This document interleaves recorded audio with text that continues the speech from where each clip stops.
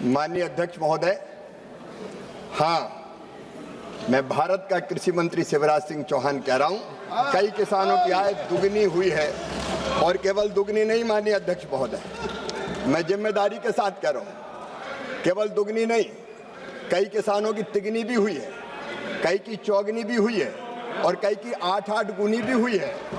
माननीय अध्यक्ष महोदय, एक गलत नैरेटिव बनाया जाता है। जब उधर की सरकार होती थी तब ना तो बिजली थी, ना पानी थी, ना सड़क थी। माननीय अध्यक्ष महोदय, मैं मध्य प्रदेश के उदाहरण दे रहा हूं। जब ये थे तब एक फसल होती थी, बिजली आती कम थी, जाती ज्यादा थी। बिजली नहीं, बिजली के बिल ही आते थे, छोटे मोटे नहीं, लंबे चौड़े आते थे। लेकिन हमने सिंचाई बढ़ाई, 24 घंटे बिजली दी और आज 3-3 फसलें कई जगह मध्य प्रदेश में हो रही है। तुगनी आमदनी भी हुई है। मैं कुछ नाम माननीय अध्यक्ष महोदय पढ़ना चाहता हूं, अगर आप उदाहरण चाहते हैं तो, क्योंकि हमने उपाय किए, गंभीरता से उपाय किए, गंभीरता पूर्वक उपाय किए। हमने बजट बढ़ा के 19,306 करोड़ से इनके समय के किया 1,30,000 करोड़ से ज्यादा, और एग्रीकल्चर और एलाइड सेक्टर का सबका मिला लें तो 5 लाख करोड़ से ज्यादा बजट किया है।